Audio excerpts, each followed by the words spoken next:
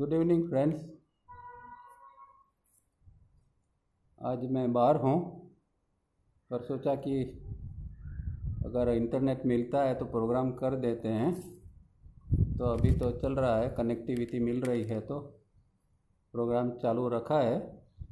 शायद बीच में थोड़ा फ्लक्चुएशन होगा तो थोड़ा वॉइस ऊपर नीचे होगा, पर आप कंटिन्यू रख सकते हैं क्योंकि फिर से कनेक्ट तो हो जाएंगे, इसलिए कोई ये नहीं है। और साथ में रिकॉर्डिंग भी चल रहा है, इनकेस सुनाई नहीं दे तो 2-3 दिन के बाद में यूट्यूब पर रिकॉर्डिंग डाल देंगे, तो हमारा रीडिंग तो कंटिन्यूस रहेगा। तो लास्ट टाइम हम जो पढ़ रहे थे एजुकेशन फॉर अटेंशन का चैप्टर 5 और वो 3 की बारे में है। उसके अंदर हमने देखा था कि राइट मिड ब्रेन जो है वो इंट्यूशन से लेके है। तो राइट मिड ब्रेन में के अंदर हमारे अंदर इंट्यूशन आती है और वो इंट्यूशन को फिर लेफ्ट मिड ब्रेन पर पहुंचाना पड़ता है, क्योंकि लेफ्ट मिड ब्रेन जो है, जब इसको हमें कोई अनुभव को एक्सप्रेस करना है तो हमें भाषा की ज़रूरत पड़ती है। लेफ्ट मिड ब्रेन जो है वो वर्बल ब्रेन है। तो अनुभव तो एक अंदर हो गया, पर अगर उसको एक्सप्रेस करना नहीं आएगा तो फिर अनुभव दूसरे के साथ हम उससे दूसरों को कुछ नहीं समझा सकेंगे। इसलिए राइट मिड ब्रेन में जो इंट्यूशन आती है उसको लेफ्ट मिड ब्रेन में ले जाना पड़ता है। तो ये बात बहुत ज़रूरी है। इसीलिए इससे एक बात ये भी स्पष्ट होती है कि व्यक्ति जितना पढ़ा लिखा है और वो आध्यात्म में आता है तो वो चीज़ों को अच्छी तरह समझ सकता है और समझा भी सकता है, क्योंकि उसका अगर लेफ्ट ब्रेन भी इतना ही तैयार है जितना राइट ब्रेन तैयार है, तो दोनों का कॉम्बिनेशन से एक्सप्रेशन और सब कुछ अच्छी तरह हो पाता है। तो जो लोग अच्छे ऑरेटर्स होते हैं वो लोग का लेफ्ट मिड ब्रेन तो पावरफुल होता है। अब दो चीज़ होती है, या तो उसमें सब कुछ पढ़ के दूसरों का कुछ लेके वो एक्सप्रेस करते हैं, या कोई अपने आप में कोई उच्च कोटि का साधक है तो उसके अंदर इंट्यूशन के रूप में ये सारी चीज़ें आती है और वो इंट्यूशन फिर जो है उसको वो लेफ्ट मिड ब्रेन से प्रकट करता है। तो पढ़ा लिखा व्यक्ति इसमें ज़रूरी ये है कि वो अच्छी तरह लोगों को समझा सकता है। और देखिए, तावरिया जी भी डबल इंजीनियरिंग की डिग्री थी उनके पास, इलेक्ट्रिकल और मैकेनिकल दोनों डिग्री थी। और पहले तो उन्होंने मेडिकल में जाना चाहा था, पर उसमें सब फ्रॉक्स के ऊपर डिसेक्शन वगैरह करना होता है, इसलिए उन्होंने वो छोड़ दिया और फिर इंजीनियरिंग में गए। और उनके अंदर एक भाषा का कमान था, सब कुछ था, इसलिए इतना सारा उन्होंने इंग्लिश में लिखा, अच्छी तरह समझाया सब कुछ। तो उनके अंदर लेफ्ट मिड ब्रेन भी इतना ही पावरफुल था और राइट मिड ब्रेन तो था ही। तो इसलिए पढ़ा लिखा हुआ अगर योगी होता है तो और अच्छा रहता है। दूसरी बात जो हमने लास्ट टाइम की थी, वो एक लेडी का सवाल था, उसके ऊपर से वो कॉटन का प्रयोग का, कि भाई राइट नोस्ट्रियल का प्रयोग जो तावरिया जी ने इनर डिसिप्लिन में दिया है वो अभी नहीं करना है, क्योंकि वो थोड़ा एडवांस प्रयोग है। उससे पहले दूसरे प्रयोग करके थोड़ा अंदर बैलेंस आ जाता है, फिर वो प्रयोग किया जाता है जिसमें राइट को ओपन रखना है। अब प्रॉब्लम ये है कि आजकल यूट्यूब पर कई लोग जो है वो कुछ किताबें पढ़ते हैं और एक इनर डिसिप्लिन को दूसरे नाम से जो प्रसिद्ध है वो पढ़ के लोग बार बार समझते नहीं है। उनको ऐसा लगता है कि तावरिया जी ने सिर्फ एक ही किताब लिखी है, तो आर्ग्यूमेंट करते हैं, कुछ पूछते हैं। आज ही एक व्यक्ति ने यूट्यूब पर मुझे पूछा कि भाई आपने बताया कि राइट नोस्ट्रियल का प्रयोग नहीं करना है, तो कहाँ लिखा है तावरिया जी ने?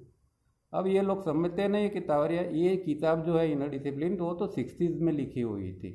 उसके बाद में तावरिया जी ने कितना सारा लिखा या कितने एक्सपेरिमेंट किए, कितनी नई चीज़ें दी है, पर ये लोग समझते नहीं। एक किताब पकड़ के बैठ गए हैं और उनको ऐसा लगता है कि बस इसके अलावा कुछ तावरिया जी ने लिखा ही नहीं है और कुछ दिया ही नहीं है। तो फिर वो आर्ग्यूमेंट करते हैं, पूछते हैं, इस तरह प्रूफ मांगते हैं कि कौन सी किताब में ऐसा लिखा है आप जो बोल रहे हैं।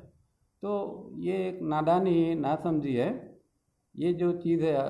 अब हम 30 साल से इसके अंदर, ये सिस्टम के अंदर है और कितने थाउजेंड्स ऑफ स्टूडेंट्स के साथ काम किया है इतने 30 सालों के अंदर, तो कितना एक एक्सपीरियंस है और पता चलता है कि कई जो लोग गलत प्रयोग करते हैं उससे कितना नुकसान होता है वो भी सब पता है, अनुभव है। तो वो इस हिसाब से कहते हैं। तो श्रद्धा की से मानने के बजाय आर्ग्यूमेंट करना वो अच्छा नहीं है, उन लोगों के लिए नुकसानकारक है। तो ये एक बात समझनी है कि जो राइट नो सेल का प्रयोग है वो अभी हमारे लिए नहीं है। ये फिर से मैं दोहराता हूँ, ठीक है। अब ये एजुकेशन फॉर अटेंशन थोड़ी आगे पढ़ते हैं। हमने 14th पेज के ऊपर हम लास्ट टाइम थे, जो उसका सेकंड पॉइंट था, the way we breathe and free S R V. उसमें लास्ट पैराग्राफ जो है वहाँ से हमारा पढ़ना बाकी है, तो पढ़ते हैं, समझते हैं। Whenever and wherever rhythm is disturbed, there is discord. जहाँ जहाँ रिदम है वहाँ तो एक हारमोनी और एक संवादिता, सब कुछ अच्छी तरह चलता है, विचार अच्छी तरह चलते हैं, हमारा दिमाग अच्छी तरह चलता है, एक हारमोनी होती है। पर जब रिदम ही टूट जाती है तो डिस्कॉर्ड हो जाता है, एक बेसुरापन जैसा आ जाता है। जो हारमोनी है वो नहीं रहती है हमारे अंदर, बॉडी ब्रेन सिस्टम के अंदर। When rhythm in breathing is disturbed, there is imbalance in the body brain system, since the brain and body are intrinsically related in a state of balance and harmony, homeostasis. अब normal course में जो है body brain के अंदर कोई और disturbance नहीं है तो वो अच्छी तरह काम करते हैं, वो अपने आप में थोड़ा बैलेंस में काम, एक कोऑर्डिनेट होके एक दूसरे के साथ काम करते हैं। और जब रिदम, जो श्वास की रिदम है वो टूट जाती है तो वो उसके अंदर जो बैलेंस है उसका बॉडी ब्रेन सिस्टम के अंदर, या कहे कि IESM केंद्रों के अंदर जो बैलेंस है वो टूट जाता है। और वो ये जो होम्योस्टेसिस की जो एक स्थिति है वो फिर नहीं रह पाती है। In fact brain and body are two sides of the same coin. Recent research of scientific calling themselves psychoneuroimmunologists PNI have finally established a hardcore link between the body and the brain, something man has intuitively felt for a long time. अब आज science भी बहुत सारा प्रयोग कर रहा है body brain system के अंदर और कुछ समझने का भी प्रयत्न कर रहा है। तो अभी कुछ एक ग्रुप ऐसा है साइंटिस्टों का जो अपने आप को न्यूरो इम्यूनोलॉजिस्ट कहते हैं, PNI कहते हैं।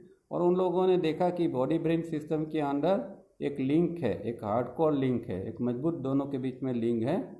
पर ये चीज़ तो बहुत पहले से हमारे अंदर जो इंट्यूटिवली जो एडवांस लोग थे वो महसूस करते थे इसको, और ये जानते थे कि बॉडी ब्रेन सिस्टम किस तरह एक दूसरे के साथ कनेक्टेड है। और इसीलिए जब हम रिदमिक ब्रीदिंग करते हैं तो क्यों करते हैं कि वो करते हैं बॉडी से, पर इसका इम्पैक्ट आएगा हमारा ब्रेन की सिस्टम के ऊपर या IM सेंटर के ऊपर आएगा। तो बॉडी और ब्रेन कनेक्टेड है, या ऐसा कहें हम कि श्वास और ब्रेन जो है, श्वास और माइंड, ब्रीदिंग और माइंड, या ब्रीदिंग या थिंकिंग जो प्रोसेस है वो दोनों कनेक्टेड है। तो एक के ऊपर कंट्रोल लेते हैं तो दूसरे के ऊपर भी कंट्रोल आता है। इससे भी हम समझ सकते हैं कि दोनों एक दूसरे के साथ में लिंक में है। Lastly the speed with which we breathe gradually becomes faster over the years due to excitement, anxiety and aggression fostered by competitive and ruthless way of living. अब बच्चा जब छोटा होता है तो उसका श्वास तो हालांकि फास्ट होता है पर वो रिदमिक होता है और वो उसका ग्रोथ के लिए ज़रूरी है। फिर जैसे उम्र बढ़ती है, 5 साल 7 10 साल 12 साल का बच्चा जैसे जैसे बड़ा होता है तो क्या होता है कि इमोशनल डिस्टर्बेंस इसके अंदर फिर धीरे धीरे चालू हो जाते हैं, और उसके कारण इसकी जो रिदम जो है, कुदरती रिदम उसके अंदर थी बचपन से, वो टूटती जाती है। और फिर उसका जो ब्रीदिंग है वो न तो रिदमिक रहता है पर फास्ट भी होता है। तो हम जानते हैं कि एक सामान्य आदमी है जो कुछ नहीं कर रहा है रिदमिक ब्रीदिंग वगैरह, तो वो 15 से 18 या 20 या कभी कभी एक्साइट होता है तो उससे भी ज़्यादा फास्ट सांस उसका चालू हो जाता है। तो इस तरह जैसे उम्र बढ़ती है इस तरह एक्साइटमेंट, एंग्जाइटी और एग्रेशन, इन चीज़ों के कारण व्यक्ति का जो श्वास पास होता है। और दूसरा जो हमारा लिविंग है वो कैसा है, कॉम्पिटिटिव एंड रूथलेस वे। तो हमारा एक स्पर्धा की जीवन है, हर क्षेत्र में स्पर्धा करना है। बच्चा से लेके बड़े बड़े लोग जो है ऑफिस में काम करते हैं, जॉब करते हैं, तो जॉब के अंदर भी एक कंपटीशन रहता है आगे बढ़ने का, बिजनेस के अंदर रहता है, और बच्चों के अंदर स्कूल में भी कंपटीशन, हमारी जो एग्जामिनेशन की जो पद्धति है उसमें भी और कुछ नहीं है, बस कंपटीशन ही है। कौन अच्छा है, कौन बढ़िया है, कौन ज़्यादा मार्क्स लाता है, उसको कुछ अंदर और चीज़ है कि नहीं वो नहीं दिखते, बस पढ़ाई का उसने मार्क्स ला दिया तो वो सबसे अच्छा बच्चा है। तो जो बेस है वो पूरा सिस्टम का बेस ही गलत है, और इसके कारण जो है वो जो उसका इनर प्रोग्रेस होना चाहिए वो नहीं होता है। तो इस तरह रूथलेस लाइफ हमारे अंदर है यहाँ, और इसमें हमें जीना पड़ता है। तो हमारा स्वाद धीरे धीरे करके 18-20 तक पहुँच जाता है regular breathing. This is not the case with infants and children, although infants breathe faster due to the imperative of growth। तो अभी हमने जैसे बात की है इस तरह बच्चों के अंदर ग्रोथ फास्ट होता है, इसलिए नेचर ने ऐसा एक प्रोविज़न किया है कि उसका श्वास ऑटोमेटिकली फास्ट है, जिसके कारण ऑक्सीजन वगैरह वो ज़्यादा ले सकता है, और उसका टिश्यूज़ मसल्स जो बनना है वो अच्छी तरह बन पाए, और उसका डेवलपमेंट फिजिकल लेवल पर अच्छी तरह हो पाए। तो एक नेचर का ही ये प्रोविज़न है कि वो फास्ट लेता है। फिर भी ये ध्यान में रखना है कि वो केओटिक ब्रीदिंग नहीं है, बच्चों के अंदर रिदमिक ब्रीदिंग होता है, फास्ट भी है और रिदमिक भी है। Nevertheless, their breathing is rhythmic. Most of us breathe about 15 or more times a minute. In one day of 24 hours or 1440 minutes, we breathe about 21,600 times. If we can slow down our speed of breathing as suggested by Patanjali and breathe 12 times a minute, taking 5 seconds per every complete cycle of inhalation and exhalation, we would then breathe approximately 4,500 times a day less, thus saving an enormous amount of energy every day of our remaining life। अब यहाँ बहुत अच्छा एक calculation उन्होंने दिया है कि एक नॉर्मल आदमी है जो 15, 17, 18 बार वो श्वास लेता है छोड़ता है तो अगर एवरेज 15 भी श्वास पकड़े कि एक व्यक्ति का एवरेज 15 श्वास चल रहा है, तो पूरे दिन के अंदर वो 1440 मिनट वो उसका वो ब्रीदिंग में जाता है, या ऐसा कहे कि 21,600 बार वो श्वास लेता है और छोड़ता है। और अगर ये 15 की बात है, 15 श्वास की, अगर हम रिदमिक ब्रीदिंग करते हैं तो 12 श्वास के ऊपर आ जाते हैं। तो 12 श्वास के ऊपर हमारा 1 मिनट में चलता है, तो पूरे दिन के अंदर हमारा 4,500 श्वास जो है वो कम हो जाता है। मतलब एक पूरे दिन में 21,600 श्वास जो है चलते हैं, उसकी बजाय यहाँ 4,500 श्वास कम हो जाएंगे। और ये श्वास चलने में और उसके साथ में जो थिंकिंग वगैरह चलता है उसके कारण जो हमारी एनर्जी का वेस्ट होता है वो यहाँ बंद हो जाएगा। तो हम कहते हैं कि भाई कई साधना करते हैं, कई लोग कंप्लेन करते हैं कि भाई एनर्जी की कमी महसूस होती है, जो आगे के स्टेज में जाना है वो नहीं जा पाते। तो ये एक बड़ा कारण है कि हमें ये देखना है कि हमारी एनर्जी कहाँ कहाँ से लीक होती है। तो विचारों से लीक होती है, नेगेटिव इमोशन से लीक होती है, ये तो सब है। पर श्वास अगर हमारा ज़्यादा चलता है, रिदमिक नहीं चलता है, तो ये भी एक बहुत बड़ा कारण है कि उसके द्वारा भी हमारी एनर्जी जो है वो लीक होती है। तो वो एक हमारे साधना के अंदर रुकावट का कारण ये भी बन सकता है। The total energy saved in this way is mind-boggling. What is not wasted is conserved. It would be interesting if scientists interested in testing Patanjali's propositions would calculate in some measurable unit the waste energy saved in this way by reducing the number of cycles of breath in 3SRB. तो ये जो हम energy बचाते हैं वो बहुत काफ़ी मात्रा के अंदर है और वो फिर वो हम उसको कंजर्व भी कर सकते हैं, उसको हम रख सकते हैं, सुरक्षित रख सकते हैं और उसका हम फिर उपयोग भी कर सकते हैं। और ये तो एक यहाँ जो बात की है हाइपोथेटिकली बात की है, पर कोई साइंटिस्ट ग्रुप है और वो कुछ मेजरमेंट उसके पास है या कोई इंस्ट्रूमेंट ऐसे हैं तो उसके ऊपर वो ये टेस्टिंग कर सकते हैं कि भाई एक आदमी ये 12 साइकिल के ऊपर श्वास 24 घंटों चलाता है कि कितनी एनर्जी, कोई पर्टिकुलर यूनिट के अंदर एनर्जी का वो काउंट करके भी साइंटिस्ट हमें बता सकता है। तो 3SRB इस मायने में बहुत इम्पोर्टेंट है। Doctor Herbert Benson in his book the relaxation response states that merely sitting down and breathing slowly and deeply has the effect of creating a feeling of relaxation similar to what is expected in transcendental meditation. तो ये transcendental meditation एक meditation की technique थी, वो आज से 40-50 साल पहले वो ज़्यादा चलती थी और उसमें एक थोड़ा कुछ टेक्निक ऐसी थी कि उसके कारण कुछ थोड़ा अंदर रिलैक्सेशन होता था, आराम मिलता था। तो एक ऑथर है हर्बर्ट बेंसन करीने, उसने रिलैक्सेशन रिस्पॉन्स बुक लिखी है और उसमें भी उसने यही टेक्निक बताई है कि आप 5-10 मिनट 15 मिनट तक शांति से बैठकर डीप ब्रीदिंग करते हैं, श्वास को लंबा तक श्वास को लेना है धीरे धीरे और धीरे धीरे छोड़ना है। इस तरह 10-15 मिनट करते हैं तो आपके अंदर ये एक रिलैक्सेशन क्रिएट हो जाएगा कि जो कई लोग ट्रांसेंडेंटल मेडिटेशन में जो करते हैं इसी तरह का अनुभव इस टेक्निक से भी हो सकता है। Actually meditation is not possible unless the brain is free from its turbulence oscillating movements into the past और फ्यूचर। अब मेडिटेशन करने का लोगों को शौक है, कई लोग कहते हैं हम मेडिटेशन करते हैं, कई लोग जाके कुछ शिविरों में सीख के आते हैं।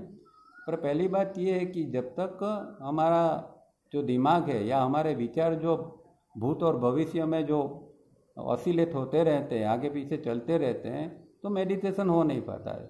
मेडिटेशन का मतलब ही है कि कोई विचार के अंदर स्थिरता है, एकदम विचार कम है या कोई एक विचार के ऊपर हम टिके हुए हैं, तो कुछ मेडिटेशन कह सकते हैं। अब कहते हैं कि भाई मैं मेडिटेशन कर रहा हूँ, मैं श्वास को देख रहा हूँ या ये कर रहा हूँ वो कर रहा हूँ और साथ में विचार भी चलते रहते हैं, तो फिर इसको मेडिटेशन कैसे कह पाएंगे।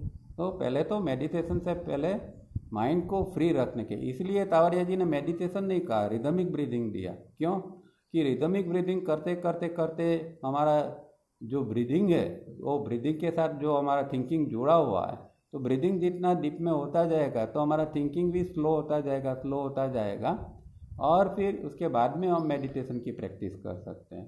तो फर्स्ट स्टेप पर ब्रीदिंग की प्रैक्टिस है, न कि मेडिटेशन की। The central question however is it possible to floor people in all circumstances and for 24 hours relax them for this purpose. तो मेडिटेशन में लोगों को बैठाते हैं और अगर थोड़ा रिलैक्सेशन भी होता है तो कितनी देर आदमी मेडिटेशन करेगा। कोई चीज़ को 24 घंटे पकड़ के तो बिठा नहीं सकते और अगर नहीं है तो फिर 24 घंटा रिलैक्सेशन भी नहीं होगा। तो 3SR भी इस मायने में भी उपयोगी है कि एक 3SR भी ऐसी चीज़ है, टेक्निक है कि जिसको हम धीरे धीरे स्ट्रेच करके 24 घंटों तक हम ले जा सकते हैं। दूसरी ऐसी दुनिया में कोई टेक्निक नहीं है, न मेडिटेशन है, न प्राणायाम है, न आसन है, न कुछ भी है। ऐसी कोई चीज़ नहीं है कि जो हम 24 घंटे कर सकते हैं।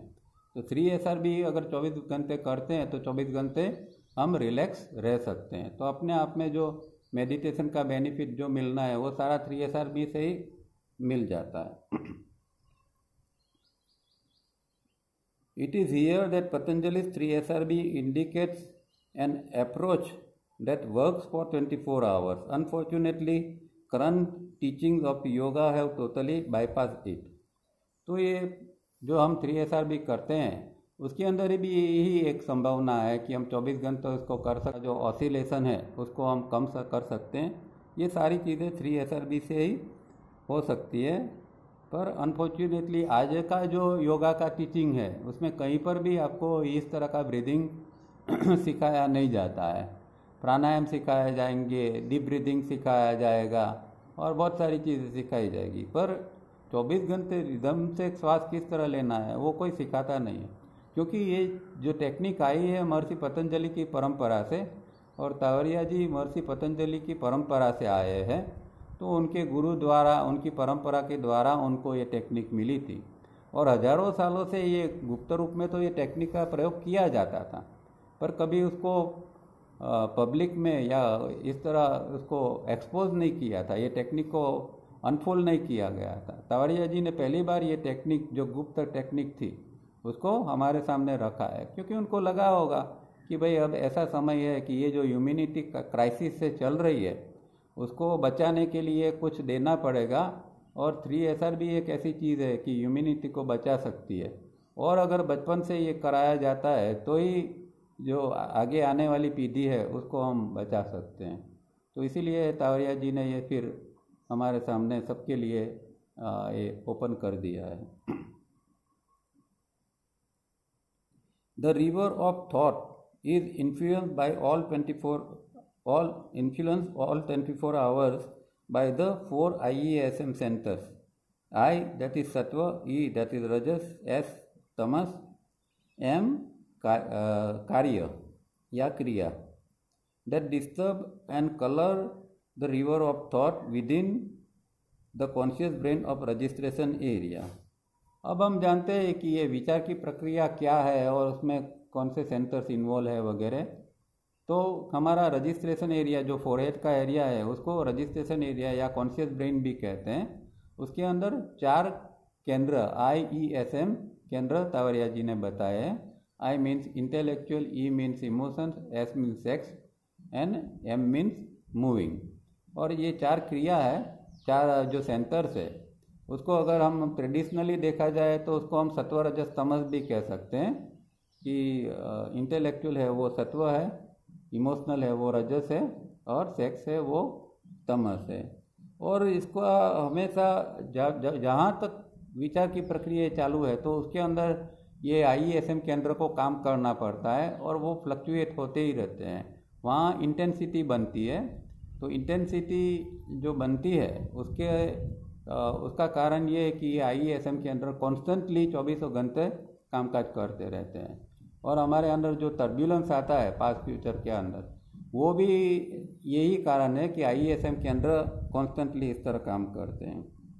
और फिर वो उसके अंदर कलरिंग आ जाता है। कलरिंग मतलब कि जो विचार बना उसके अंदर हर एक जो सेंटर है उसकी जो कोई विशेषता है, जैसे इमोशनल सेंटर है तो उसके अंदर इमोशंस पड़े हैं तो इमोशंस का वो कलर देगा। सेक्स सेंटर है, सेक्स सेंटर के बारे में विचार आया तो सेक्स की जो एक हमारी एक विचार है या एक हमारी जो एक सोच है उसका कलर उस विचार के ऊपर पड़ेगा। इस तरह हर विचार के ऊपर सेंटर का प्रभाव पड़ता रहता है।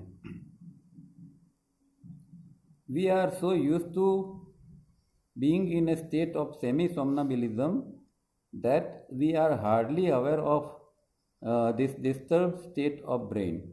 अब हम ज़्यादातर आधी निद्रा में जीते हैं। आधी निद्रा मतलब हमारे अंदर पूरे दिन भर में कॉन्शियसनेस का लेवल जो है वो बहुत कम लेवल का है। जैसे एक आदमी आधी निद्रा में कैसा होता है, इस तरह हम एक सेमी somnambulism के स्टेट के अंदर रहता है कि जहाँ व्यक्ति के अंदर अवेयरनेस या कॉन्शियसनेस फुल फ्लेज के अंदर काम नहीं करती है और ज़्यादातर समय हमारा डे ड्रीमिंग के अंदर ही चला जाता है। चाहे हम काम करते फिर भी हमारा डे ड्रीमिंग तो चालू रहता है बीच बीच के अंदर। तो ये अर्ध जागृति जैसी एक हमारी स्थिति हमेशा बनी रहती है। और ये जो अंदर IESM केंद्र के अंदर ये जो ऊपर नीचे चल रहा है, ये डिस्टर्बेंस आ रहा है, उसको हम नोटिस भी नहीं करते। हमारी अवेयरनेस इतनी भी नहीं है कि भाई हमारा IESN, जैसे कि एक छोटा सा विचार, एक जेलसी का विचार आ गया, किसी के पास कुछ देखा और एक छोटा सा जेलसी का विचार आ गया, तो हमें उस समय पता नहीं चलता है कि ये विचार हमारे अंदर आ गया। या कोई किसी चीज़ को देख के और कोई गलत विचार आ गया, तो उस समय हमें पता नहीं चलता है, क्योंकि वो विचार की इंटेंसिटी इतनी स्ट्रांग नहीं है, तो हमारे अंदर वो नॉर्मल अवेयरनेस के अंदर वो पकड़ में भी नहीं आता है। पर जब कुछ चीज़ इंटेंसिटी से बनती है, जैसे बहुत इंटेंसिटी से गुस्सा आ गया या सेक्स का ड्राइव बहुत इंटेंसिटी से आ गया, तो फिर पता चलता है कि हाँ ये चीज़ अंदर अभी चल रही है। When an uncontrollable crisis emerges, we take notice of the disturbances as they become almost unbearable.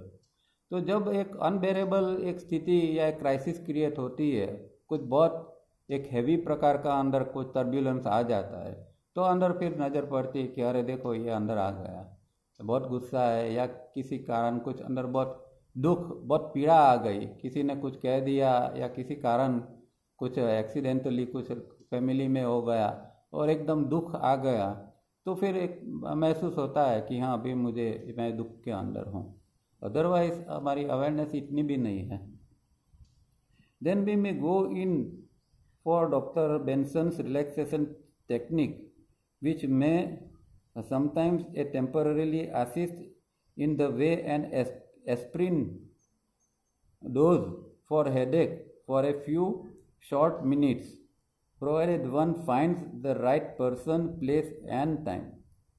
तो अगर ऐसे बहुत क्राइसिस की स्थिति आ जाती है, अंदर बहुत बड़ा तूफान आ गया है और दूसरा कुछ हमारे पास नहीं है और रिलैक्स होना है, तो ये डॉक्टर बेंसन ने जिस तरह कहा कि भाई बैठ के शांति से डीप ब्रीदिंग करो, स्लोली श्वास लो छोड़ो, इस तरह करो, तो टेम्पररीली हो सकता है कि जो एक टर्ब्यूलेंस आया है वो थोड़ी देर के लिए शांत हो जाएगा। पर ये तो कैसा है कि भाई हमें जब सिर का दर्द होता है और फिर बाज़ार से जाके एस्पिरिन या कोई हेडेक की दवा खा लेते हैं और एक राहत हो जाती है, एक तकलीफ टेम्पररीली दूर हो जाती है। इसी तरह का ये रिलैक्सेशन की टेक्निक या सो कॉल्ड मेडिटेशन की टेक्निक जो है वो इसी तरह काम करती है। इससे हमें कोई ज़्यादा फायदा होने वाला नहीं है। Unfortunately the other so called relaxation methods like visualisation, hypnosis etc. are much more uncertain and in the case of the majority of persons are even less useful. अब दूसरी भी ऐसी टेक्निक है, कई लोग विजुअलाइजेशन कराते हैं, ऐसी दुख की स्थिति है या कुछ अंदर गड़बड़ी ज़्यादा है तो ऐसा करो वैसा करो। कई लोग जो हिप्नोटिस्ट होते हैं उसके पास जाते हैं, अपने आप को हिप्नोटाइज कराते हैं और ये सारी चीज़ होती है। ये सारी चीज़ों का जो है वो टेम्पररी बेनिफिट ही हमेशा मिलता है, क्योंकि जो हमारा प्रॉब्लम है उसको हम खुद जब तक उसके ऊपर काम नहीं करते हैं तब तक वो चीज़ परमानेंटली जाती नहीं है, वो रहती ही रहती है। तो कुछ समय के लिए हिप्नोसिस करवा लिया या और कोई टेक्निक का उपयोग किया, इससे कोई परमानेंट इससे छुटकारा मिलने वाला नहीं। इसके लिए तो 3 स्टेप रिदमिक ब्रीदिंग जैसी चीज़ जो है लंबे समय तक करनी पड़ती है, तब ये चीज़ जो है धीरे धीरे करके बैलेंस में आती है। और कई बार तो ऐसा होता है कि कुछ चीज़ें जो है, कुछ टेक्निक जो है वो हम करते हैं तो उससे नुकसान भी हो सकता है। या कई बार हिप्नोसिस दूसरे से करवाते हैं तो हिप्नोसिस में क्या होता है, हमें उसे व्यक्ति को उसके सरेंडर हो जाना पड़ता है। वो जैसा कहता है वैसा ही हमें सोचना पड़ता है, ऐसा ही फील करना पड़ता है। और उस दौरान अगर वो व्यक्ति ने कोई गलत संदेश दे दिया, गलत डायरेक्शन दे दिए, तो वो सब हमारे सबकॉन्शियस के अंदर उतर जाएंगे और फ़ायदे के बदले नुकसान हो जाएगा। तो इसीलिए अच्छा यही है कि हम अपने आप में खुद के ऊपर काम करें।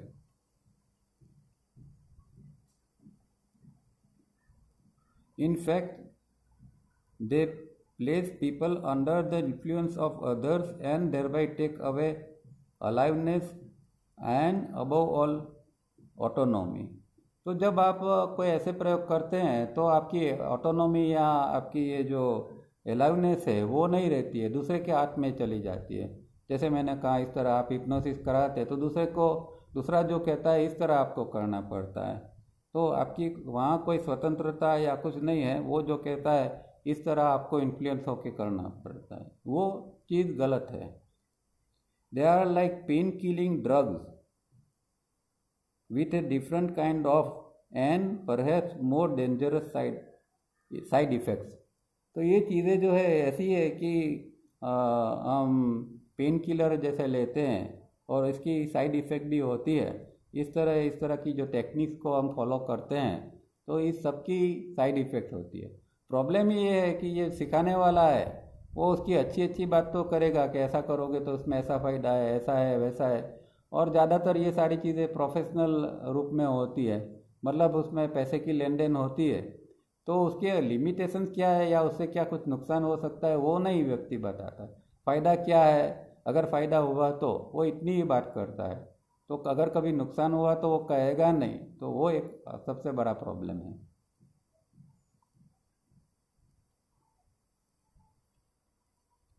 Sri offers a way to subside the turbulent activities of the 4 IESM centers in the brain throughout the day, in all places and circumstances, and without effort once it becomes a habitual way of breathing। ये 3SRB की एक विशिष्टता है कि हम अगर धीरे धीरे करके 24 घंटे करते हैं तो हर जगह पर इसको कर सकता है। इसके लिए कोई 3SRB ऐसी प्रैक्टिस की है कि इसके लिए कोई पर्टिकुलर सर्कमस्टांसेस, इसको सर्टिकुलर प्लेस, जैसे कि भाई मेडिटेशन है तो भाई एक शांत जगह चाहिए जहाँ कोई आवाज़ नहीं आती है और सारी चीज़ें आजू बाजू होनी चाहिए, तो आदमी मेडिटेशन के लिए तैयार हो। 3SRB हम शेयर बाज़ार में भी कर सकते हैं और बीच बाज़ार के रूप में भी खड़े रहकर कर सकते हैं, ट्रेन में भी कर सकते हैं और बस में भी कर सकते हैं। ऐसी कोई जगह नहीं है कि जहाँ हम 3SRB नहीं कर सकते। और अगर ढंग से 3SRB ऐसी टर्बुलेंस वाली जगह पर भी करेंगे तो वहाँ भी हमारा माइंड शांत होगा ही। तो ये एक ऐसी चीज़ है जो यहाँ राइटर बताना चाहते हैं कि ये एक चीज़ ऐसी है कि जिसका हम हर जगह पर उपयोग कर सकते हैं और उसका फ़ायदा हर जगह पर ले सकते हैं। All one does is replace our current faulty way of breathing by the correct way suggested by Patanjali. तो करना इतना ही है, ब्रीदिंग तो हम कर ही रहे हैं, 24 घंटा तो हम जन्म से ही हमारा श्वास चल ही रहा है। पर धीरे धीरे करके बड़े होते हैं और हमारा श्वास जो गलत रूप में चल रहा है उसको फिर से करेक्ट करके हमें उसको रिदमिक ही बना देना है और कुछ करना नहीं है। ना इसमें डीप ब्रीदिंग करना है, ना कोई पर्टिकुलर वे से करना है, ना कोई पर्टिकुलर टाइम से करना है, पर्टिकुलर प्लेस पर करना है, कुछ नहीं है। जो श्वास चल रहा है बस उसको एट दैट मोमेंट वही क्षण के ऊपर उसको बदल दो और रिदमिक कर दो। और एक ज़माने में तो ऐसा था कि भाई ये कोई म्यूज़िक नहीं था, ये सोचो कि भाई आज से 2000 साल पहले ये ब्रीदिंग कराते होंगे गुरु लोग, तो किस तरह कराते होंगे, जहाँ कोई म्यूज़िक नहीं था, कुछ नहीं था, फिर भी साधकों को ये सीख के करना पड़ता था। आज हम तो इतने सदनसीब है कि भाई हमारे पास म्यूज़िक है, हर प्रकार के इंस्ट्रूमेंट है, मोबाइल के अंदर डाल देते हैं तो हम जहाँ जाते हैं मोबाइल से इसको भी कर सकते हैं, रात भर में इसको कर सकते हैं। तो कितनी आसानी है। पर एक ही तकलीफ़ है, हमारे अंदर एक इनर्शिया इतना पड़ा है, एक आलस इतनी पड़ी है कि जितना ध्यान, जितना अटेंशन देना चाहिए, जितना महत्व, जितने वैल्यू इसको देनी चाहिए वो हम देते नहीं है। इसीलिए हम आधा घंटा कलाक करके फिर उठ जाते हैं, ऐसा लगता है कि बहुत हो गया, आज के दिन के लिए इतना काफ़ी है। ये सही अप्रोच नहीं है। इसके ऊपर लगे रहना पड़ता है, टिके रहना पड़ता है और काम करते रहना पड़ता है। 1 घंटा, 2 घंटा, 4 घंटा, 6 घंटा, 8 घंटा, इतना तो धीरे धीरे करके पहुंचना चाहिए व्यक्ति को। Initially, it starts as an exercise and gradually becomes a natural and therefore effortless way of breathing, giving the benefits that the relaxation techniques only marginally offer for a limited period of time and under special structured conditions। अब 3SRB तो है, तो जैसा हमने देखा कि हर समय का आप कर सकते हैं। अब जब हम सीखते हैं तो इतना इतना स्मूथली हमारा नहीं होता है। जैसे कोई एक व्यक्ति एक्सरसाइज करता है तो कैसा थोड़ा उसको एफर्ट करना पड़ता है, तो हो सकता है कि नया नया व्यक्ति है, सीख रहा है, तो थोड़ा एक्सरसाइज के रूप में वो करेगा, उसको थोड़ी ज़्यादा अटेंशन देना पड़ेगा, म्यूज़िक के साथ चलना पड़ेगा, कभी रिदम टूट जाएगी, ये सब होगा, वो ठीक है, वो कोई गलत नहीं है। पर जैसे जैसे ग्रेजुअली उसका रिदम बैठती जाएगी तो फिर एकदम एफर्टलेस कंडीशन में फिर वो व्यक्ति ये रिदमिक ब्रीदिंग कर पाएगी। और इसके अंदर जो रिलैक्सेशन मिलता है अगर सही ढंग से करते हैं, तो कोई भी टेक्निक से आपको जो रिलैक्सेशन मिलता है तो वो तो मार्जिनली इतना कम है, और इससे कई गुना ज़्यादा रिलैक्सेशन हम 3 स्टेप से ले सकते हैं। तो यहाँ सेकंड पॉइंट समाप्त होता है। तीसरा पॉइंट को थोड़ी देर के लिए पढ़ते हैं। The impact of 3SRV on the body brain functions. अब 3SRV की असर बॉडी ब्रेन सिस्टम के ऊपर क्या पड़ती है, बॉडी ब्रेन के कामगिरी है उसके ऊपर क्या पड़ती है, इसके बारे में वो बताते हैं। Even by word of mouth by Patanjali, this impact when translated into modern terms is as follows। तो पतंजलि महर्षि उनकी तो परंपरा ये थी कि वर्ड ऑफ माउथ, मतलब कि उस ज़माना में कुछ ये टेक्निक, ये प्रयोगों के बारे में लिखा नहीं जाता था, वो वर्ड ऑफ माउथ कहा जाता था। एक गुरु होता था, वो शिष्यों को चीज़ें मौखिक रूप में बताता कि भाई ऐसा करना है, ऐसा करना है। वो शिष्य जब गुरु बनता था तो वो दूसरे अपने शिष्यों को इस तरह परंपरा चलती थी, कोई ये चीज़ें लिखित रूप में नहीं होती थी। तो ये चीज़ हमारे पास अभी आई है। अगर यही चीज़ को हम आज की मॉडर्न भाषा के अंदर इसको समझना चाहे तो किस तरह होता है, वो यहाँ बताते हैं। The human cell is a living entity. Each cell performs highly specialised functions with amazing intelligence. The cells in the stomach, pancreas, lungs, and in the gray matter constituting the brain all have specialized functions carried out with complexity and precision that can more than match the most sophisticated computer। अब हम जानते हैं कि हमारा जो body बना है वो करोड़ों अरबों सेल्स से बना हुआ है। हर ऑर्गन है अपने, उसके अंदर लाखों सेल्स होते हैं। जैसे लंग्स है तो लंग्स के अंदर लाखों सेल्स है, पेनक्रियास है या ब्रेन के सेल्स है या कोई लिम्ब के सेल्स है, हर जगह सेल्स, पूरा बॉडी सेल्स से ही भरा है और करोड़ों अरबों सेल्स हमारे अंदर होते हैं। और ये सेल्स जो है वो एक लिविंग एंटिटी है।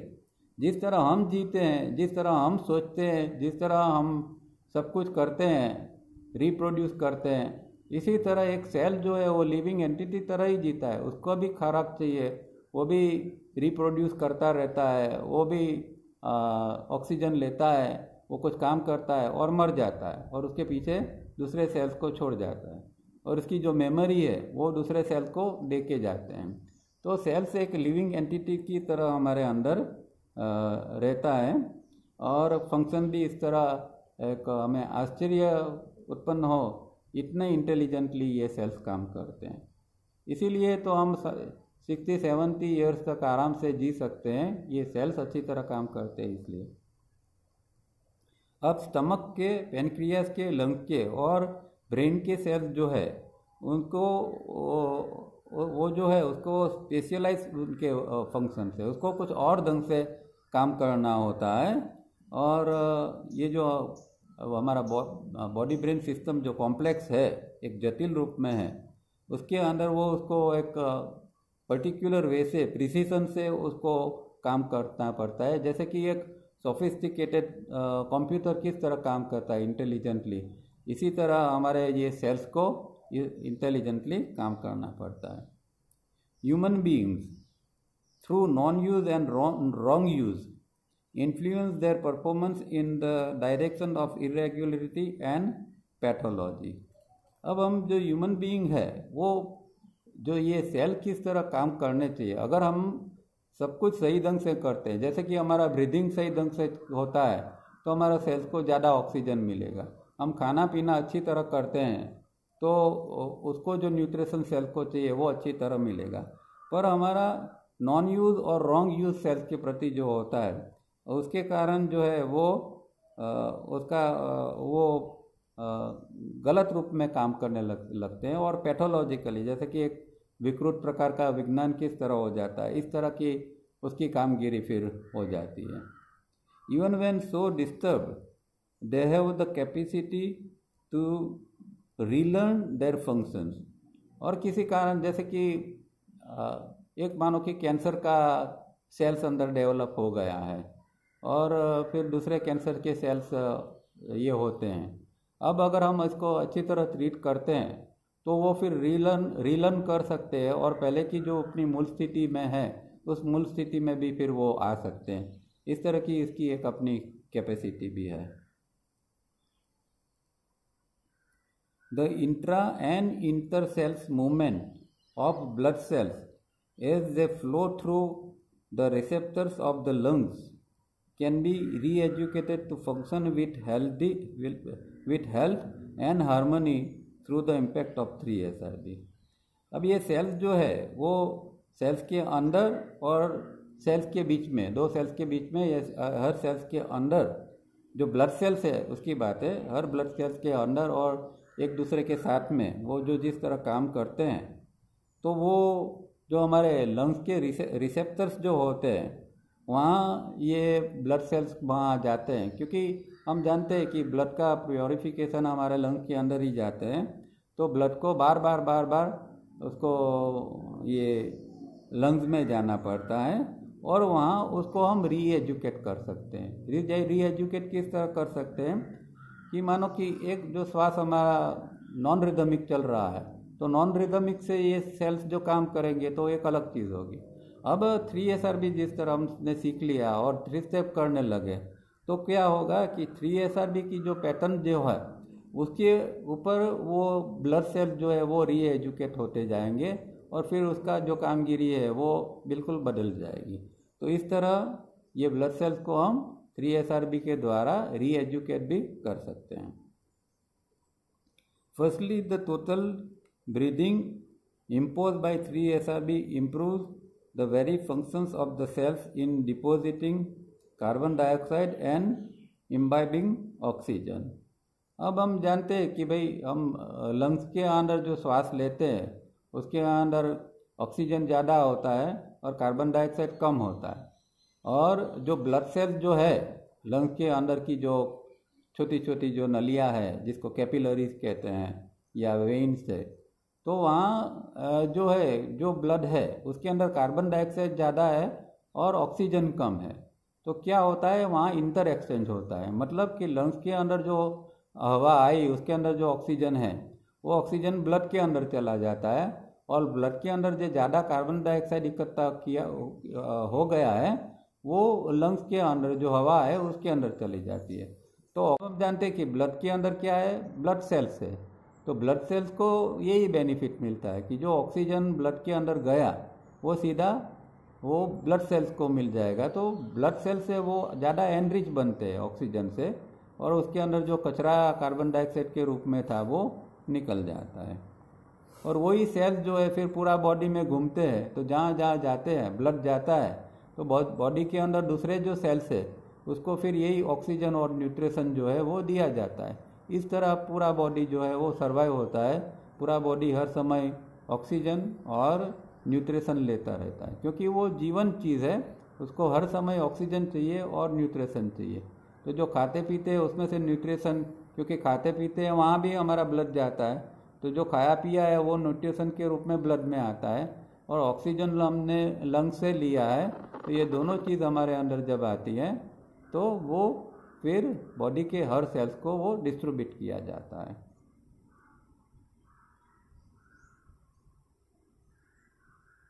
Thus energized continuously for 24 hours, blood cells moving to all parts of the body, including the fine capillaries within the brain, provides the much needed adequate oxygen to the brain। तो इस तरह पूरा body में तो जाता है, और साथ में जब ब्रेन में जाता है ऐसा ऑक्सीजनेटेड ब्लड, तो ब्लड को भी ऑक्सीजन, जो ब्रेन है, ब्रेन सेल्स को भी ऑक्सीजन मिलते हैं, तो ब्रेन सेल एक्टिव रहते हैं। अब क्या होता है कि उम्र बढ़ती है तो धीरे धीरे ब्लड सर्कुलेशन थोड़ा स्लो होता जाता है, तो जो ऑक्सीजन ब्रेन को पर्याप्त मात्रा में मिलना चाहिए वो ओल्ड एज में या बड़ी उम्र के अंदर नहीं मिलता है। तो हम देखते हैं कि जो बड़ी उम्र के लोग हैं वो धीरे धीरे स्लगिश होते जाते हैं। उसका मेन कारण ये है कि उनके जो ब्रेन सेल्स है उसको ऑक्सीजन नहीं मिलता है। कई लोगों को डिजीनेस, एक प्रकार का एक फीलिंग आती है डिजीनेस की, कई लोगों को चक्कर जैसा एक फीलिंग आती है, फिर मेमोरी लॉस का, ये बुढ़ापे के अंदर मेमोरी लॉस का एक प्रॉब्लम आता है। ये सारी चीज़ों का मेन कारण ये है कि जो ऑक्सीजनेटेड ब्लड जो है वो ब्रेन की ओर जाना चाहिए, वो अच्छी तरह नहीं जाता है। अगर हम 3 स्टेप रेगुलरली करते हैं तो बड़ी एज है फिर भी एक इसका बेनिफिट मिलता है कि हमारा ब्रेन की ओर ये ऑक्सीजनेटेड ब्लड अच्छी तरह जाएगा और ब्रेन के अंदर जो सेल्स है उसको ये ऑक्सीजन मिलेगा। तो चाहे 70-80 ईयर्स की उम्र है फिर भी ब्रेन सेल्स अच्छी तरह काम करेंगे, वो एक्टिव रहेंगे, डिसीजन अच्छी तरह ले पाएंगे और सब कुछ अच्छी तरह कर पाएंगे। तो 3 स्टेप करना बड़ी उम्र में भी इसी कारण बहुत यूजफुल होता है। Brain cells die if devoid of oxygen for more than a few minute. अब अगर कुछ मिनटों के लिए ऑक्सीजन ब्रेन के ऊपर पहुंचना बंद हो जाता है, 5-6 मिनट तक ब्रेन जिंदा रह सकता है बिना ऑक्सीजन के, उसके बाद में जो ब्लड जो है वो ऑक्सीजन वाला ब्लड ब्रेन के ऊपर नहीं जाता है और ब्रेन सेल्स को ऑक्सीजन नहीं मिलता है, तो ब्रेन धीरे धीरे काम करना बंद कर देता है और ब्रेन की मृत्यु हो जाती है। ब्रेन की मृत्यु होती है तो फिर पूरा बॉडी धीरे धीरे करके कोलैप्स हो जाता है। Secondly, injecting rhythm facilitates the subsiding of turbulence in the river of thought. दूसरा ये फ़ायदा है 3SRB का कि जब हम रिदम को हम इंजेक्ट करते हैं इसके अंदर, रिवर ऑफ थॉट के अंदर, तो रिवर ऑफ थॉट के जो ये टर्बुलेंस है उसको भी हम सबसाइड कर सकते हैं। और दूसरा ये भी है कि ब्लड जो है वो पूरे ब्लड को ही हम रिदमिक बना देते हैं। एक फ़ायदा क्या है कि श्वास के अंदर हमने मानो कि 3 स्टेप रिदमिक के रूप में एक श्वास लिया तो श्वास के अंदर रिदम है और ऑक्सीजन भी है, तो ऑक्सीजन तो ब्लड में जाता है, वो तो एक नॉर्मल इसका काम है, पर दूसरा सबसे इम्पोर्टेंट काम ये एक एक्स्ट्रा बनता है कि रिदम जो श्वास में आई वही रिदम भी यहाँ ब्लड के अंदर ट्रांसफ़र हो जाती है, तो ब्लड भी धीरे धीरे करके ये रिदमिक हो जाता है। और ऐसा ब्लड जब ब्रेन के ऊपर पहुँचता है तो उसके सुप्रभाव थिंकिंग प्रोसेस के ऊपर भी पड़ता है, तो थिंकिंग भी फिर रिदमिक बनना शुरू हो जाता है। As the blood cells spurt along the journey of circulation and reach the lungs, they change their pulsating movements due to the impact of 3SRB. Irregular pulsation due to collection of emotional debris pick up the rhythmic movement of breath in the lungs by repeated visits. We are told the entire blood in the body circulates twice per minute through the lungs. Every time this happens, blood cells pick up the tempo and rhythm of rhythmic breathing and transmit it to the brain cells. तो अभी हमने बात की इस तरह एक चीज़ तो ये होती है। दूसरा ये होता है कि हमारा जो इमोशनल डेब्रिस है, मतलब हम जो गलत रूप में हमारे अंदर विचार चलते हैं, इमोशंस नेगेटिव होते हैं, तो उसकी एक डेब्रिस, उसका एक कचरा, एक इकट्ठा जंक जैसा एक इकट्ठा हो जाता है और वो हमारा ब्लड के अंदर घूमता रहता है। तो जब लंग के अंदर ये आता है, ब्लड आता है कि जिसके अंदर इमोशनल डेब्रिस पड़ी हुई है, वहाँ क्या होता है कि रिदम हम उसको उस ब्लड को देते हैं, तो हमारा ब्रीदिंग जो है वो रिदमिक ऑर्डर में आता है, लंग इस तरह काम करते हैं और बार बार इस तरह हम रिदम के अंदर श्वास लेते जाते हैं, तो ये इमोशनल डेब्रिस है उसकी शुद्धि हो जाती है, वो ब्लड के अंदर से निकल जाता है और रिदमिक मूवमेंट ब्लड के अंदर आ जाती है। और ये जो गलत रूप में जो वो पल्सेट होते थे, वो धबकार होता था, वो फिर सही रूप में उसके पल्सेशन स्टार्ट हो जाते हैं। तो इस तरह हमारा जो है ये रिदमिक ब्रीदिंग काम करता है। तो वो इस तरह लंग्स के अंदर जाके पूरे शरीर के अंदर ये ब्लड के द्वारा, क्योंकि रिदम अब ब्लड के अंदर चली गई और ब्लड पूरे बॉडी में घूमने वाला है, तो इस तरह रिदम पूरे शरीर में जाती है, हर सेल्स को रिदम में मिलती है। तो तावड़िया जी कहते थे कि भाई आपका पूरा बॉडी के जितने सेल्स है, करोड़ों अरबों सेल्स है, वो एक दिन पूरे के पूरे रिदमिक हो जाएंगे और फिर वो कैसे शाइनिंग करेंगे, जैसे कि स्टार्स आकाश में होते हैं और जिस तरह शाइन करते हैं, इस तरह आपके पूरे बॉडी के सेल्स है वो शाइनिंग करने लग जाएंगे अगर वो इन सबको हमने रिदमिक बना दिया तो इतना बड़ा काम ये 3 स्टेप रिदमिक ब्रीदिंग से हो पाता है।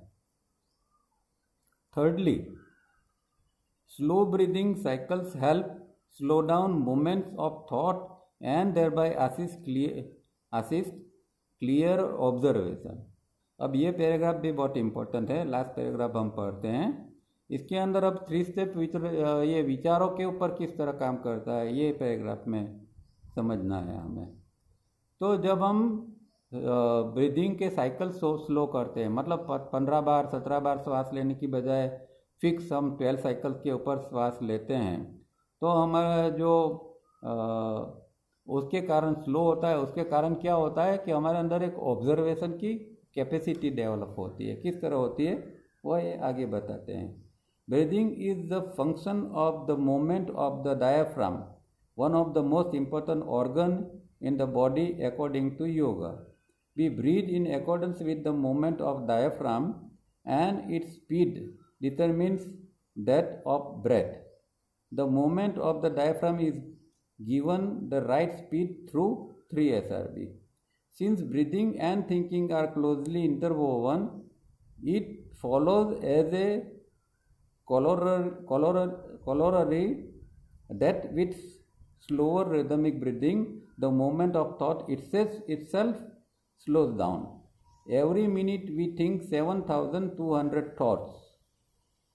Continuous 3 SRB reduce the rate of thinking to approximately 1,200 per minute or 20 per second, thus permitting attention to be much sharper and clearer. तो यहाँ क्या कहते हैं, पहले इतनी बात समझ लेते हैं कि हमारा ब्रीदिंग को कौन कंट्रोल करता है या किसके ऊपर आधारित है, तो डायफ्राम के ऊपर। हम जानते हैं कि डायफ्राम जिस तरह चलता है इस तरह हमारा ब्रीदिंग चलता है। अभी अगर डायफ्राम को हम रिदमिक मूवमेंट में चलाएंगे तो जो श्वास है वो भी हमारा रिदमिक में चलेगा। श्वास चलता है डायफ्राम के द्वारा, डायफ्राम अगर रिदमिक है तो श्वास भी रिदमिक रूप में चलेगा, और श्वास रिदमिक है तो डायफ्राम भी रिदमिक रूप में चलेगा। तो पहला तो ये है कि हमें डायफ्राम को ट्रेनिंग देनी है कि हमारा डायफ्राम किस तरह रिदमिक एक ऑर्डर में चलना सीखे। तो 3 स्टेप के द्वारा हम डायफ्राम को ट्रेन करते जाते हैं, और इसीलिए तावड़िया जी ने कहा कि भाई रात को सोते समय करो तो डायफ्राम जो है वो धीरे धीरे करके इस तरह ट्रेन होता जाएगा, 3 स्टेप के रूप में वो डायफ्राम काम करने लगेगा। तो दिन भर में भी फिर डायफ्राम के द्वारा हम रिदमिक ब्रीदिंग इस तरह ले पाएंगे। तो ये एक पहली बात है। दूसरी बात ये है कि 3 स्टेप द्वारा हम डायफ्राम को तो राइट स्पीड दे सकते हैं। दूसरी बात ये है कि थिंकिंग और ब्रीदिंग हमारा क्लोजली जुड़ा हुआ है। अगर हम ब्रीदिंग को स्लो करते हैं तो फिर थिंकिंग को भी स्लो करना पड़ता है। तो थिंकिंग की स्पीड क्या है, हम जानते हैं कि तावड़िया जी कहते हैं कि भाई इनकमिंग इम्पल्स 1 सेकंड के अंदर 120 के स्पीड से हमारे अंदर आते हैं, मतलब कि एवरी मिनट 7,200, 1 सेकंड के अंदर 120, तो 1 मिनट के अंदर मतलब 60 मिनट्स के अंदर 60 सेकंड्स के अंदर 1 मिनट के अंदर 7,200 हमारे अंदर थॉट्स बनते हैं। अब क्या होता है कि हम 3 SRB करते हैं और जब 3SRB में श्वास रिड्यूस होता है तो 1 सेकंड में 120 जो हमारे इम्पल्स आते हैं उसको वो भी घट जाता है, और वो 1 मिनट के अंदर 1200 जितना आता है। जो 7200 आता था वो अब रिदमिक ब्रीदिंग के कारण सिर्फ 1200 आता है, मतलब कि 20 सेकंड पर सेकंड आता है। 120 सेकंड आता था, उसके बदले में 1 सेकंड में सिर्फ 20 सेकंड आएगा। अब सोचो इतना सारा हमने, मानो कि 1 सेकंड के अंदर 100 इम्पल्सिस हमने कम कर दे। 1 सेकंड में 120 आते थे, के बदले में अब खाली 20 आने लगे, मतलब 100 इम्पल्स तो हमने बाईपास कर दिया है, 100 इम्पल्स तो हम आने ही नहीं देते हैं। तो कितना बड़ा काम हो जाता है वहाँ। Thus permitting attention to be much sharper and clear. अब जब ऐसा होता है तो ये अंदर एक इतनी क्लैरिटी आ जाती है कि हम जो चीज़ अंदर बन रही वो सब चीज़ को हम अच्छी तरह देख पाते हैं। ये कैसा है कि जैसे कि भाई हम क्रिकेट की कमेंट्री टीवी के ऊपर देखते हैं, तो उसमें तो जो बॉल डालता है तो जितनी स्पीड से बॉल दागता है वही दिखाई देता है। अब कभी कोई एम्पायर को डिसीजन लेना होता है कि भाई ये सही है कि नहीं, तो क्या किया जाता है, वो उसको फिर से रिप्ले स्लो मोशन में रिप्ले किया जाता है। तो 120 की स्पीड के अंदर नहीं, पर वो कम व्यूज के अंदर। तो जब रिप्ले कम स्पीड के अंदर किया जाता है तो हम क्लियर कर दे सकते हैं कि क्या गलती है, ये व्यक्ति आउट हुई है कि नहीं हुई है, क्या हुआ है। वही चीज़ हमारे अंदर है। अगर 120 की स्पीड से अगर हमारे अंदर विचार आते तो हम ऑब्जर्व नहीं कर पाते अच्छी तरह, पर अगर वही 20 खाली पर सेकंड 20 के इम्पल्सिस के रूप में आते हैं तो ऑब्जर्वेशन जो है हमारा, जैसे कि ये स्लो प्ले रिप्ले जैसा हो गया, और इसके अंदर फिर हम अच्छी तरह सब चीज़ों को अंदर की ओर अंदर का देख पाते हैं। Just as we can observe the moment of a game more clearly if projected on the screen in slow motion, we can be attentive to the moment of thought much more clearly if the speed of the flow of thought is reduced. 3SRB reduces the speed of thought from 120 per second to 20 per second and thus enable us to observe our thinking with clarity. This leads as a corollary to the enhancement of attention. तो देखो ये 3SRB का कितना बड़ा एक फ़ायदा यहाँ है कि जब हम ब्रीदिंग को स्लो करते हैं तो थिंकिंग स्लो हो जाता है, इनकमिंग इम्पल्स स्लो हो जाता है। तो इस सब के कारण हमारा अटेंशन शार्प बनता है और हमारा ऑब्जर्वेशन शार्प बनता है। तो इसका फ़ायदा ये होता है कि कई चीज़ें सारी गड़बड़ी अंदर चलती रहती है जो हमारे ध्यान में आती ही नहीं है। हर व्यक्ति अपने आप को बहुत अच्छा आदमी मानता है, उसको है कि मेरे अंदर तो कोई गड़बड़ी है ही नहीं, क्योंकि वो देख ही नहीं सकता है कि इसके अंदर क्या गड़बड़ी है। अब जब ये ब्रीदिंग के कारण अगर थिंकिंग स्लो होगा तो कोई दिन वो देख पाएगा, अरे ये भी गड़बड़ी है मेरे अंदर, ये भी गड़बड़ी है, ये भी गड़बड़ी है। वो दिखता जाएगा और देखेगा तो उसको करेक्ट कर पाएगा ना। जब तक चीज़ को देखते नहीं तो उसको करेक्ट कैसे कर पाएगा। फिर वो करेक्टिव एक्सरसाइज करेगा, दूसरी चीज़ें करेगा और अपनी वीकनेस है उसको कम कर पाएगा। तो पहले तो अंदर देखना बहुत ज़रूरी है, ऑब्जर्वेशन चालू होना बहुत ज़रूरी है, और इसके लिए ये रिदमिक ब्रीदिंग हमें एक्सेलेंट रूप में काम हमारे लिए उपयोगी है, काम देता है हमें। तो ये 3SRB का बड़ा रोल है। तो यहाँ बहुत अच्छे ढंग से दोनों चीज़ बताई। एक तो हम श्वास कम करते हैं तो कितनी एनर्जी हम सेव करते हैं, पहली बात ये हमने देखी, और दूसरी बात ये देखी कि अगर विचार कम होते हैं तो कितनी एनर्जी भी बचती है और हमारा ऑब्जर्वेशन भी शार्प होता है, अटेंशन भी अच्छा होता है। तो यहाँ रुकते हैं, समय भी हो गया है और काफ़ी एक अंडरस्टैंडिंग हमें यहाँ मिली है। किसी को कोई प्रश्न है, नहीं समझ में आया है तो पूछ सकते हैं। हेलो। हाँ सर। हाँ बोलो। सर आपने ये लास्ट में जो बताया कि 1 सेकंड में 120 इम्पल्स आते हैं, जैसे कि 1 मिनट में 7200। हाँ। तो उसमें से अगर 3SRB करते हैं तो 1 सेकंड में 20 इम्पल्स होते हैं। हाँ, वही तो ये किताब में बताया ना कि 3SRB जब हम अच्छी तरह करते हैं तो हमारा जो इम्पल्सिस का रेट है वो डाउन हो जाता है।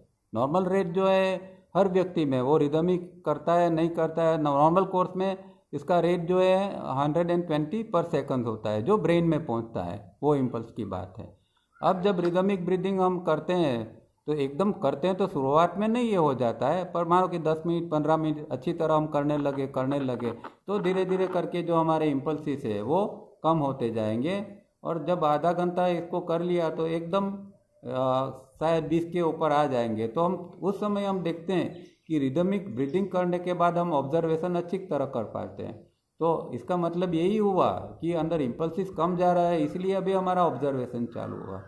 तो ये सही है कि रिदमिक ब्रीदिंग करेंगे तो हमारे इम्पल्सिस कम आना चालू हो जाएगा। ठीक है। अच्छा सर, लेकिन अवेयरनेस और कॉन्शियसनेस दोनों में क्या डिफरेंस? अवेयरनेस ज्यादा होनी चाहिए या कॉन्शियसनेस ज्यादा होनी चाहिए? नहीं, ये बात तो हम बार बार करते हैं। देखो, एक ये बेसिक क्लैरिटी होनी चाहिए तावरियाजी की सिस्टम के हिसाब से, क्योंकि कॉन्शियसनेस का जनरल अर्थ जो होता है वो चेतना होता है और वो हर जगह पर। अब तावरियाजी की सिस्टम में कॉन्शियसनेस का क्लियर कट जो अंडरस्टैंडिंग है वो ट्रांसेंडेंटल के, मतलब कि जो हमारा आत्म तत्व है, परम तत्व है, वो ही सिर्फ कॉन्शियस है, वो इसको ही हम सिर्फ कॉन्शियसनेस कहते हैं। अवेयरनेस जो है वो चित्ती से आती है। चित्ती जो है वो उसका सब्सटेंस ही अवेयरनेस है। तो हमारे अंदर जो चित्ती जब आती है तो चित्त के रूप में आता है, और चित्त का काम क्या है? वो अवेयरनेस का काम है। तो अवेयरनेस एक चीज़ है जो चित्ती से आती है। कॉन्शियसनेस जो है वो हमेशा हमारे आत्म तत्व से ही आती है। पर जब तक हमारा आत्म तत्व अभी जागृत नहीं है या अभी हमारा आत्म तत्व काम नहीं कर रहा है, जब तक हम आत्म तत्व तक पहुँचे नहीं है, तब तक हम इसको कॉन्शियसनेस ने नहीं कह सकते। जब हमें आत्म तत्व से गाइडेंस मिलना चालू हो जाएगा तो फिर हम कह सकते हैं कि भाई ये अभी हमारा कॉन्शियसनेस के साथ हमारा कनेक्शन हुआ है। तो हमारा कनेक्शन किसके साथ होता है? अगर आत्मा के साथ होता है तो वो जो है वो उसको हम कॉन्शियसनेस कहेंगे, और हमारा कनेक्शन चित्ती के साथ होता है तो हम उसको अवेयरनेस कहेंगे। ये क्लैरिटी हमेशा हमारे अंदर रहनी चाहिए। Okay sir, thank you. Okay sir. हाँ जी। Good afternoon sir. हाँ, गुड आफ्टरनून, बोलिए। गुड इवनिंग सर, जो ये बात करी थी उसमें थोड़ा मेरा भी तो मुझे राइट चाहिए। हाँ, कि जो कॉन्शियसनेस जो है, आत्मा तत्व जो है, हाँ, उसकी मतलब कि ये जो अवेयरनेस जो चित्ती से आती है वो तो बात समझ में आती है जी। लेकिन हम जो ध्यान करते हैं या एटेंशन, हाँ, तो एटेंशन हमारा कहाँ से? वो आत्मा तत्व का किरण है, रे ऑफ आत्मा तत्व। एटेंशन जो है वो हमारा नॉर्मल एटेंशन है, वो चित्त का ही भाग है। तो चित्ती से जो चित्त बना, चित्त को ही एटेंशन कहा जाता है। तो जब आप मानो कि प्रिज्म में आपने एटेंशन लगाया तो किस चीज़ का लगा? आपका एटेंशन जब अब अपने चित्त को वहाँ रोक लिया है, आपका चित्त जो है उसको धारणा की स्थिति में आप ले आए हैं। तो जो एटेंशन की जब हम बात करते हैं वो हमारा प्योर चित्त जो है उसको वही इसका ही हम उपयोग उसमें करते हैं। एटेंशन इज चित्त, ऐसा भी हम कह सकते हैं। ठीक है। तो एटेंशन में एनर्जी, एटेंशन हम जब ध्यान करते हैं, हाँ, एटेंशन करते हैं जी, तो वो हमें चित्त से ही आता है, चित्त से। बिल्कुल बिल्कुल अपना चित्त, बिल्कुल बिल्कुल बिल्कुल बिल्कुल वो चित्त का ही है। एटेंशन आत्मा तत्व का तो एटेंशन की कोई बात ही नहीं, वो तो एक बिल्कुल अलग चीज़ है, उसको तो हम अभी कोई बात ही नहीं कर सकते। वो तो एक बिल्कुल अलग चीज़ है। उसको तो वो एटेंशन अगर है तो भी वो तो भूभुव स्व के अंदर, तीनों लोग के अंदर वो पेनिट्रेट कर सकता है, वो एटेंशन है। उसको तो बात ही नहीं कर सकते हम। जी, मैंने समझ गया, मतलब यही मेरा थोड़ा। जी जी जी जी, ओके।